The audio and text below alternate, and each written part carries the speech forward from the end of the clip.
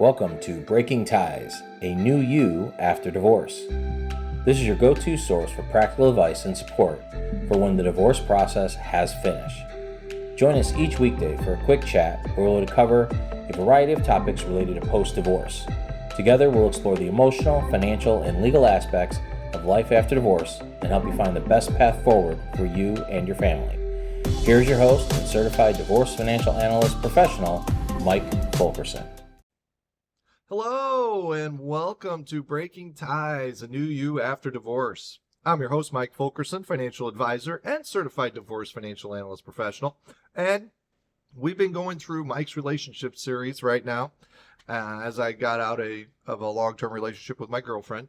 And we're going to look at self-care today. And once you get through the divorce process, you may not think self-care is quite as important because you don't have all these decisions and choices, but really it's a continuation. And self-care doesn't really go away a lot of times because there's a lot of pieces, parts in life that will affect you and impact you and cause you stress or more stress, less stress. But the reality is, you just get in good habits of mindfulness, exercise, nutrition, sleep, drinking plenty of water, things like that.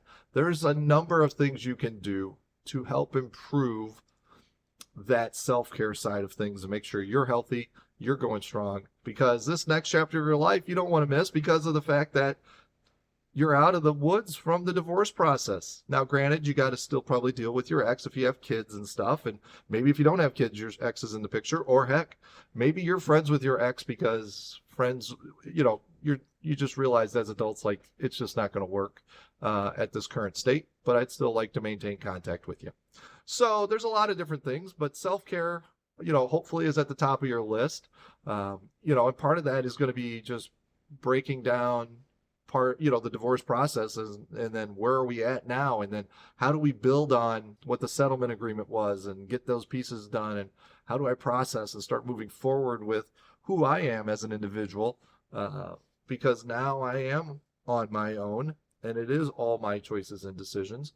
But, self-care, it does good things no matter what the situation is.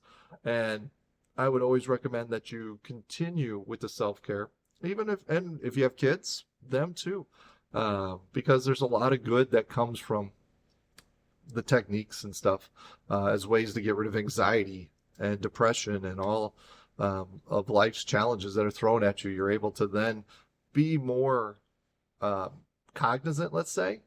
And on the flip side, you can start making that better version of yourself because, heck, we're out of the process of, the grind of the divorce and settling everything and negotiating everything. Now it's time to just live and get to those parts that you were looking forward to.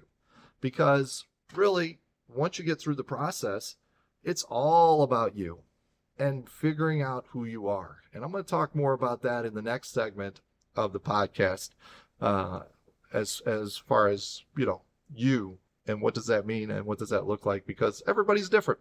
But you want to be in a good spot before you start working on yourself, and you want to have the routine down and you want to have the self-care going. So that way it's just another piece of what you're going to be building into yourself and the next best version of you. I want to thank you for joining me on this episode of Breaking Ties, a new you after divorce. If you have questions, let me know. I'm always happy to help. In the meantime, I hope everything's going as well as possible for you, and take care.